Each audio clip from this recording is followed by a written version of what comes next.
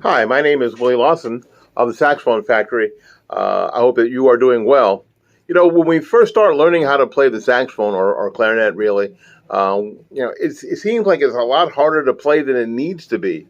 And it's my experience that a lot of times it's simply because we're not putting the reed on the mouthpiece correctly. And if we can get that bit down, that solves a plethora of problems. Here is the flat side of the mouthpiece. The reed is going to go on.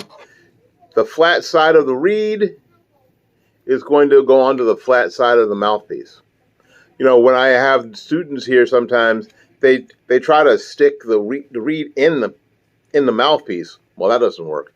It just lays on this table here, and it matches up to the top of the mouthpiece. I always look and say, look, there's a round side to the mouthpiece, and there's a round side to the reed, and they match up. There's a flat side to the mouthpiece, there's a flat side to the reed, and they match up. And on the bottom, it's a flat side on the mouthpiece here, and a flat side on the reed, and they match up. There you go. Now, I'm hoping you can see this. On the mouthpiece, on the very tip of the mouthpiece, this section right here is flat. It's called the reed tip. Oh, excuse me, mouthpiece tip. This is the reed tip.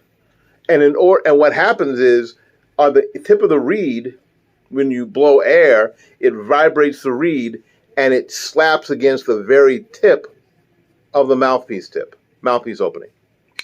So it is important that they line up. I see and I hear a lot of times people being told that it needs to be a little bit above or a little bit below. The problem with that is that the mouthpiece has a flat surface called the tip of the mouthpiece that's expecting the flat side of the reed to hit against it. And that's what makes our noise.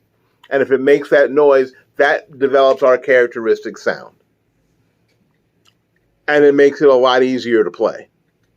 All right, so I like to make sure that that the reed and the mouthpiece are lined up so first of all, I can't see, you see that?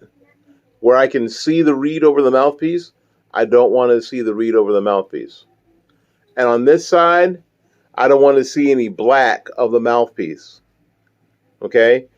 Sometimes I just take my finger and gently rub over the top of the reed and the mouthpiece tip to make sure that they're flush. And then go see where it's above. I don't want it to be above. I want it to be perfectly aligned, flush.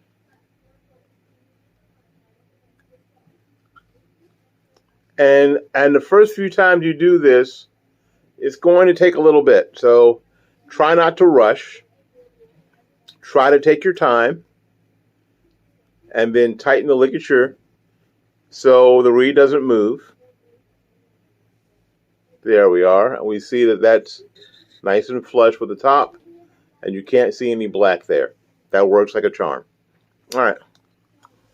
And now you should be able to get